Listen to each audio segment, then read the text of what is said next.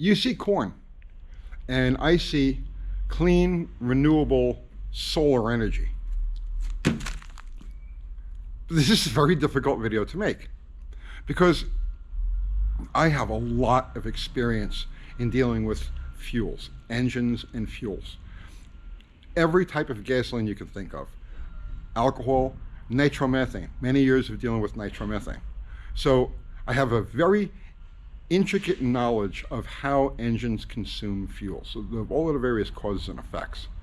But to try to make this video concise, I'm going to have to gloss over a lot of things, just blow past them. But we can always go back and cover any particular topic further in depth. But I really want to talk about fuels, and I want to talk about energy. And energy, see, this is one of the most misunderstood things. When we talk about how we're going to power our vehicles, one of the most misunderstood or even unspoken things is that the world runs on energy. Period, the end. Some people think it's money, some people think it's, politics, or at the bottom line, the world runs on energy.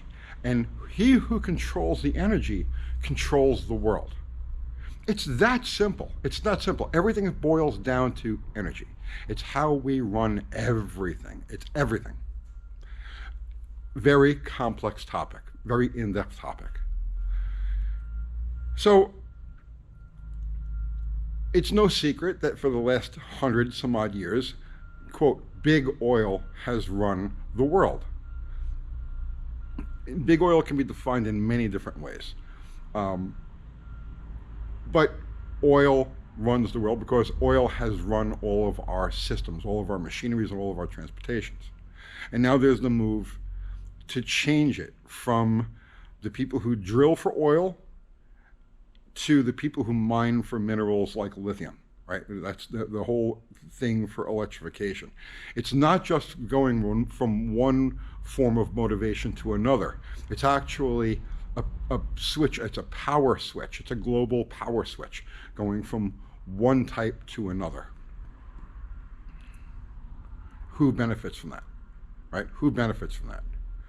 So, man, this is such a loaded topic, and it's loaded with trigger things, right? So again, I have to be very, very careful. Not only do I have to be concise with this video, but I've got to be careful with this video because, this in today's age, you have to be very, very careful what you say, or you get eliminated, canceled.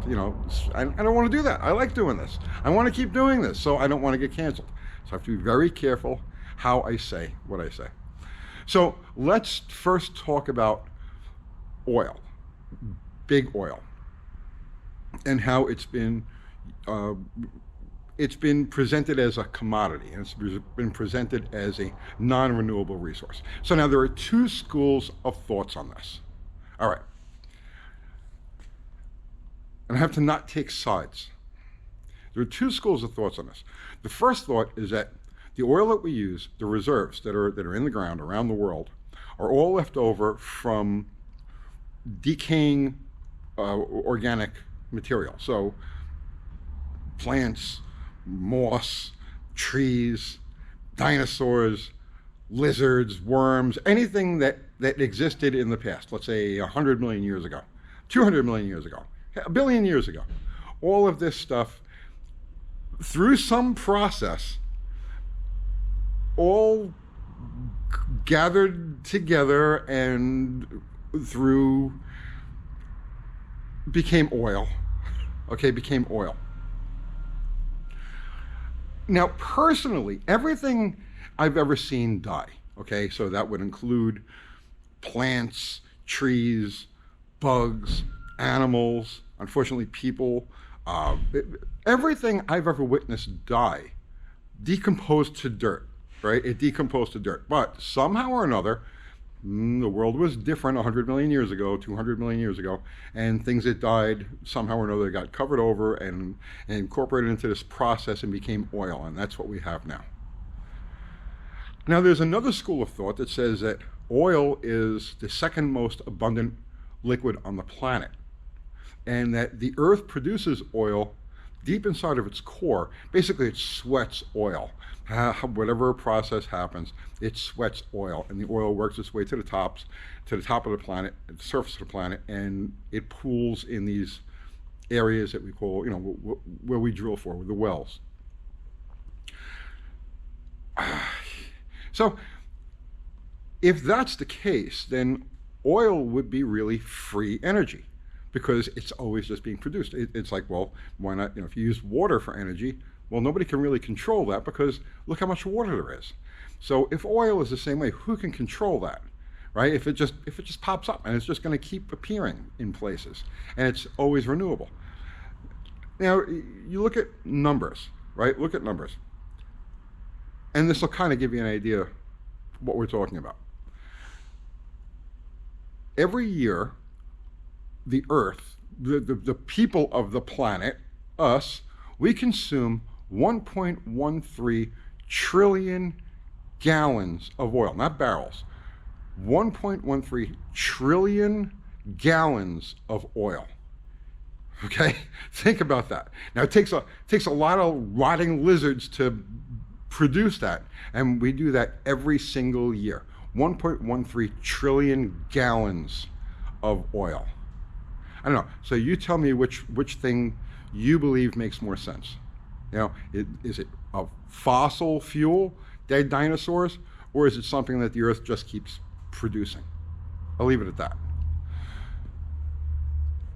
Going on the premise that it's not a renewable resource, that it is fossil fuel, it's easily controlled by the powers that be, because it only appears in certain regions. The same way like volcanoes only appear in certain regions. Well, these pools of oil only appear in certain regions. So they're easily controlled by the governments who own the land, who control the land. And it's easily, let's say, monopolized by corporations who can extract the oil, refine the oil, and then distribute the oil. And this is the power structure. This is the most important aspect to civilization, because we all run on oil. Again, if it's a free resource that's always being renewed, well then, it has no value in that respect. Does that make any sense? But either way, it's only, let's say, controlled by very small interests. All right.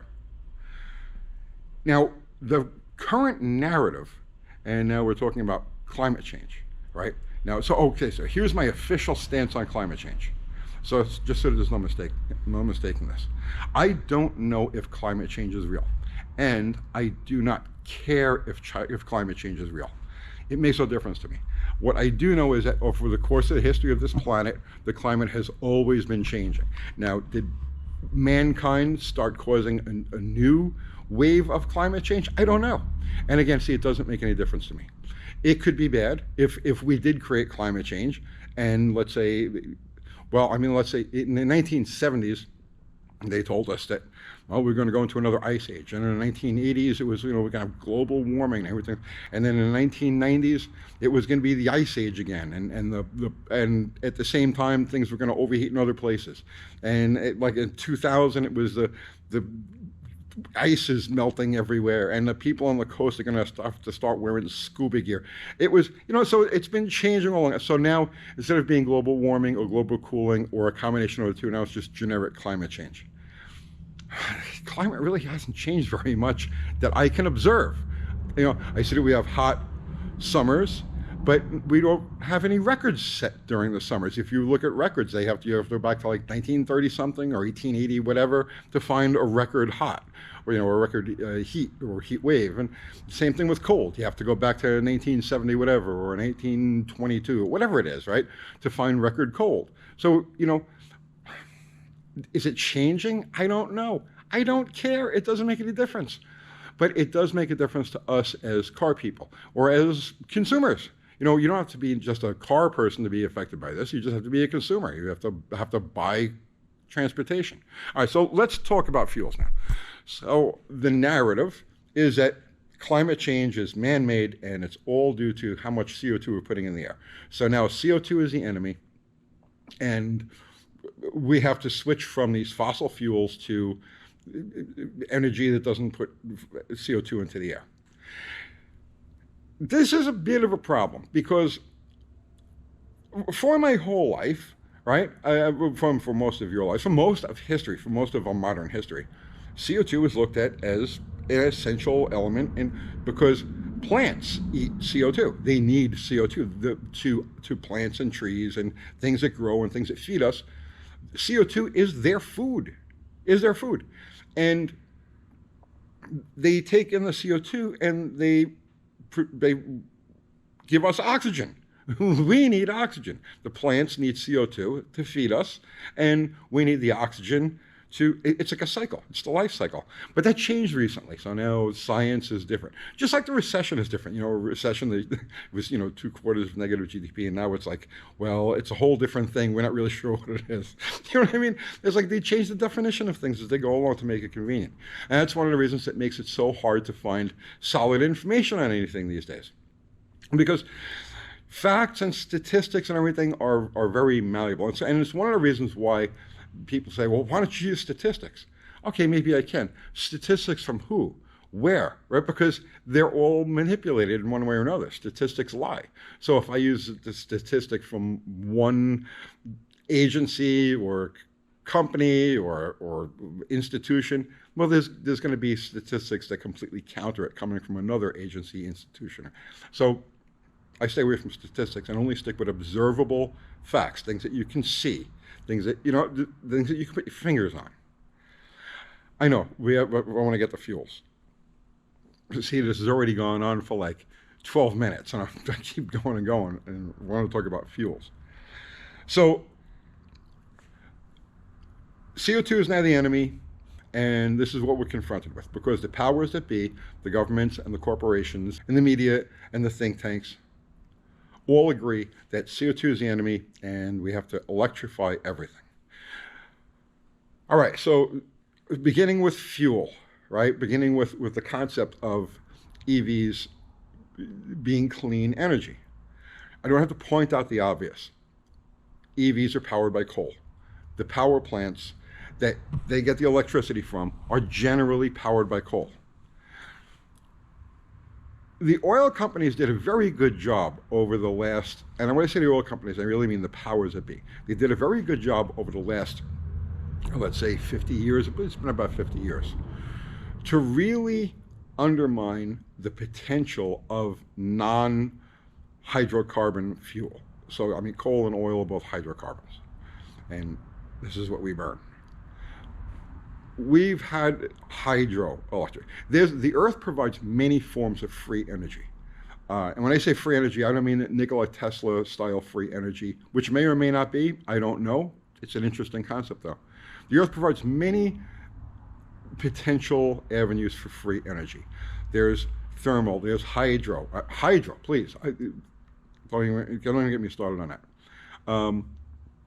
And the environmentalists, the environmental movement, and I'm not knocking environmentalists. I mean, I love the Earth. You love the Earth too. But the environmentalist movements vilified really any sort of using, you're going to endanger, you're going to eliminate this type of guppy if you put a hydro plant here. Right? See what I'm saying? It's like they did this in the 70s. It was a hard press to get rid of hydro or to turn the public opinion against hydro. And it was the same thing with nuclear. Nuclear is very close to being free energy. It's relatively small amounts of material, and they last for a relatively long time and produce a great deal of energy. But, it's competition for the oil companies. And so they went out of their way to vilify and in the public's mind, kill the idea of nuclear power, the China syndrome, and right on that line, Fukushima. So the average public is like, no nuke. I don't want a nuke. All right, and I'm not going to argue. I don't want to discuss the pros and the cons and all of that. But I'm just saying, every time a competitor to big oil has come up, everything has turned against it and pretty much eliminated it. So now we're down to, hydrocarbons. And most electric plants burn coal. that coal is turned into electricity and it's sent through the power lines and plugged into your battery powered car, and then you use it as you go down the road. Electric cars use the same hydrocarbons that gasoline cars do. The only difference is where the transformation from material to energy takes place, right? So with an electric car, it takes place at the plant, and then it's stored in the battery of the car, and then you use it as you go along. With internal combustion engine, it's the same hydrocarbons, except that the material, the gasoline, the oil, whatever it is that you're burning in your internal combustion engine, the energy transformation is taking place as you drive down the road. That's it. It's the only difference. It's the only difference. Let's not talk really anymore about the difference between internal combustion and electric, but let's talk about alternative fuels and how things are not, okay, let's talk about the different types of alternative fuels, the pros and cons, and ultimately what I think is the best possible choice. So let's start with something like hydrogen, which is like the up-and-coming clean energy. It's what people look into as the alternative. Now, there's problems with using hydrogen as an engine fuel, and that's that hydrogen releases its energy extremely quickly, like poof. All right. Internal combustion engines, piston engines, prefer a slower burning fuel, and that's because the longer duration of fuel burn, the further down the cylinder the piston is powered. So you get more degrees of crankshaft rotation under power. Gasoline is the ideal fuel for this, in that you get adequate powered crankshaft rotation from a fuel that's relatively benign, right? It has very few negative side effects to the engine itself, other than like carbon buildup and whatnot. But it's a friendly fuel for engines. Hydrogen releases its energy extremely fast. And so in order to make the same or equivalent power to gasoline, you have to use a huge amount of hydrogen. Volume-wise, something like 4 times. So let's just say you get 300 miles out of a tank of gasoline. If you want to get the equivalent economy or the equivalent distance out of hydrogen, you need approximately 4 times the amount, which means that your fuel storage in your vehicle has to take up 4 times the amount that your current gasoline tank takes. That's a lot of space. You need to build a very big vehicle, and you need to have that fuel source intruding into the passenger space. Very, very difficult to package hydrogen. And the downside, like there are other downsides I don't even want to go into, like the Hindenburg factor of using hydrogen. That may or may not be an issue. The biggest problem is just the volume of it, storing the volume, whether it's in the actual storage facilities, the transportation of it, or putting it in the car and running it. So that's the problem there. Now, there is another avenue of thought with hydrogen, and that's with the hydrogen fuel cell, which is something I do not know enough about to actually offer an opinion on, because it's an evolving technology. I have a lot of fish to fry at the moment, so I haven't really been able to look at the pros and the cons of the hydrogen fuel cell, which is just another form of electric power. But if I find anything really interesting about it, I'll do another video down the road. But it does show some promise. All right, so that's hydrogen. Now, we also use propane. Propane has been around since the beginning of time. Engines have been running on propane on and off since we've had internal combustion engines, propane and natural gas. And that's something that I'm currently learning about right now for myself. Like, for instance, I'm doing this Plymouth Belvedere. I'm setting this thing up right now to put a propane motor in. And so it's getting this big block Chrysler, which we've set up to run on propane. Now, I'm not doing this to reinvent the wheel or come up with anything profound. I'm just doing it for my own entertainment and education, because I want to see what a propane hot rod will do compared to a gasoline thing. So this is like a toy of mine that I'm working on. Propane is a very clean burning fuel. It's made primarily from natural gas, and it's the choice when you've got to run an engine indoors. like a forklift. It's the fuel of choice and has been for a very long time. It has its drawbacks out on the road. So you see very limited, some areas use a lot of propane powered vehicles, but in more developed countries, in normal traffic, it has several drawbacks, as it's not nearly as convenient to use as gasoline. Now let's talk about, in my mind, the elephant in the room, all right, when it comes to energy, alternative energy, and this whole greenhouse gas CO2 thing. And that's corn, and not just corn, but ethanol. And not just ethanol, as ethanol is methanol, so we're just going to call it alcohol, all right? So from this point forward, if I say alcohol, I'm referring to either ethanol or methanol. So alcohol has been a fuel for internal combustion engines for as long as we've had internal combustion engines. Now, alcohol is made from anything that rots. Anything that rots. You could be turned in to alcohol and run through an internal combustion engine through very simple processes. Making alcohol is like second nature to our species. We've been making alcohol. Okay, so we crawled out of the primordial ooze, found our caves, invented fire, and at about the same time we invented the wheel, we found out how to ferment things. So we've been making alcohol for that long. Like, there's no secrets to this. There's no technology really involved in making alcohol. Now, obviously there is on an industrial scale, but you get the point. So if the environmentalist movements were so concerned about CO2, why would there not be a huge push towards alcohol? Because alcohol can be grown any place. And if CO2 is the enemy, well, this thing, as it's growing, is eating CO2. It's literally eating CO2 and returning us oxygen. And the more of this you plant, the more CO2 it absorbs, the more oxygen it provides. And in the meantime, here's your fuel. And as a fuel, it produces 40% less tailpipe emissions, CO2 emissions, than gasoline. 40% less. Now, you have to use slightly more alcohol than gasoline to equate the same power. The ballpark numbers that I remember from the racing days was it takes 2.2 times the amount of alcohol to equal gasoline, and then you double that again for nitromethane. Alcohol takes a slight bit more, it takes more volume of alcohol to produce the same power, so the same efficiency. But that's if you're talking about an engine that's set up for gasoline.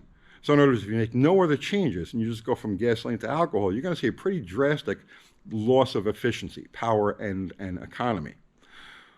But if the engine is tailored more towards alcohol, so it has a higher compression ratio, different camshaft events, and the engine, the rest of it is tuned specifically for alcohol, well, then you actually make more power than you would with gasoline.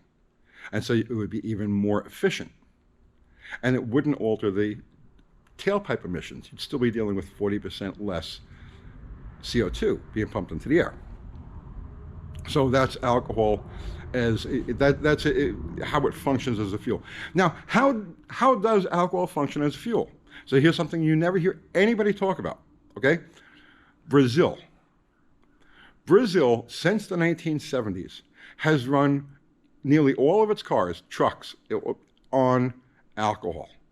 So back in 1971, 72, you had the Arab oil embargo, which may or may not have been related to the Arabs being pissed off about Nixon closing the gold window to international redemption on August 15, 1971. But that's a video for a different, that's a topic for a different video. Brazil didn't want to deal with the fluctuations of availability and price on oil. So Brazil said, you know what, screw you. We grow sugar here, sugarcane, like there's no tomorrow. It's a perfect source for making alcohol, ethanol. We're going to switch our fleets over to that. So since the 1970s, Brazil has run the vast majority of its fleet of cars on alcohol, on ethanol. Brazil has currently it's 210 million people, and it has 90 million cars, trucks, and vehicles on the road, all either running completely solely on alcohol ethanol, or ethanol blends, which use really just a small amount of gasoline as a kicker. And the whole concept of flex fuel, you can go back and forth, right? This is all. Now, Brazil is not a backwards country. Brazil is a beautiful first world country. I don't know what their politics are. I don't care about anything like that. But and people don't want you to know about other countries and how they live. Our media wants to portray every other country in the world as being backwards or sideways or in turmoil and so on and so forth. So you never really get the full picture. And the fact that Brazil runs on ethanol and has for a half a century is never brought up. You never hear about pollution problems in ethanol, in Brazil. You never hear about health issues in Brazil. You never hear anything negative about the ecology of Brazil. And here's another funny thing too. Brazil's neighbor to the north is Venezuela. So Venezuela is known to be sitting on one of the biggest oil reserves in the world, right? Huge oil reserve.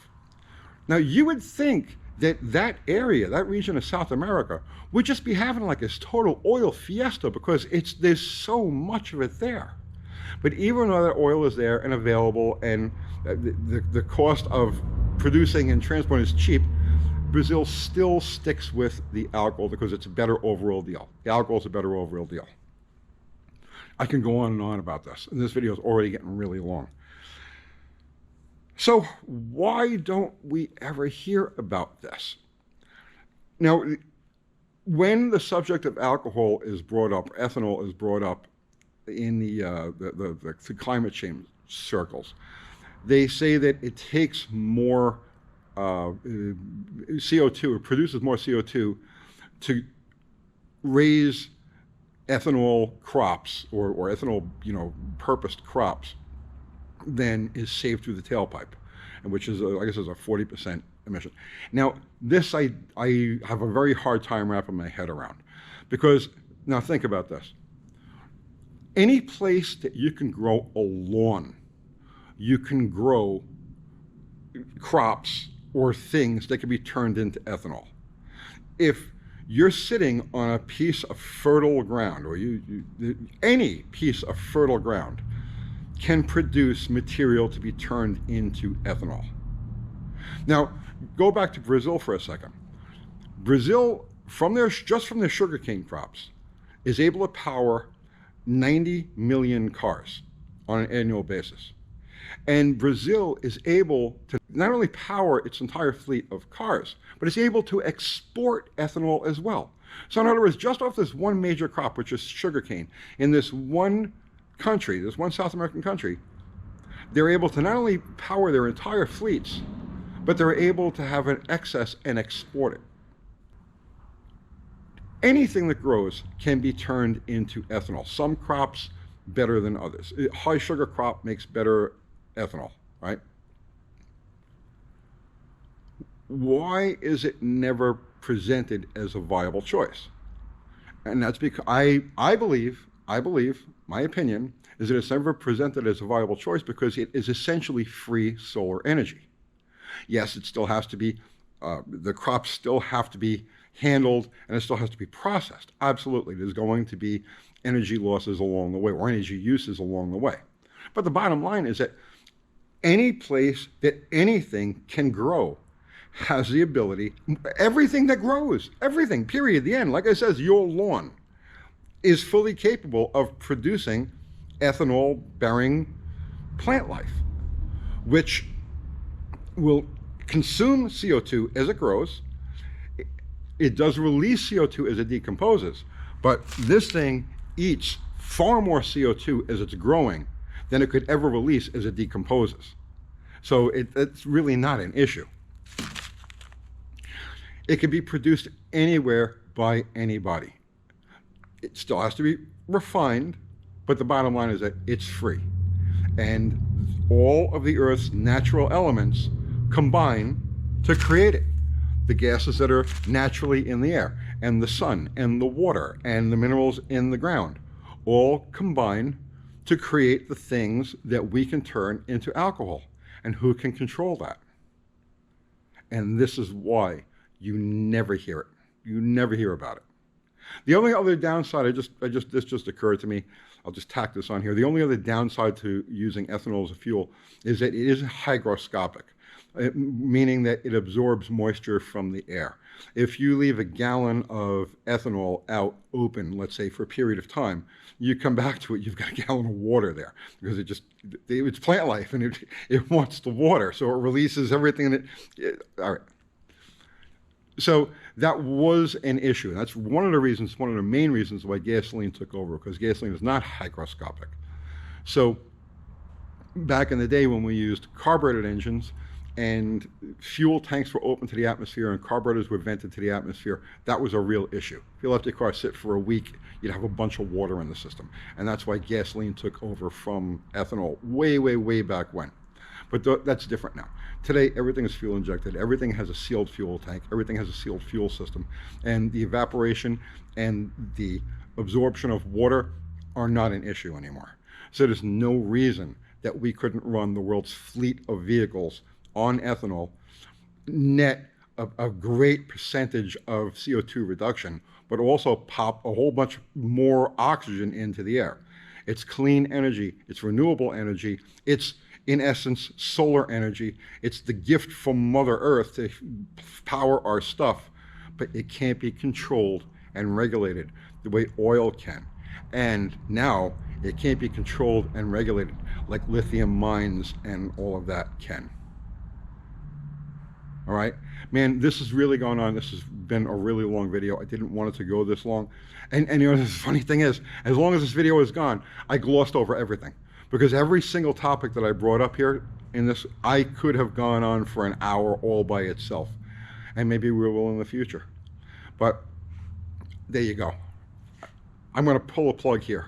And in the next video, I want to talk about the contradiction in vehicle configuration, right? How the powers that be state that they want things one way, but they do literally everything in their power to create a situation that's the exact opposite.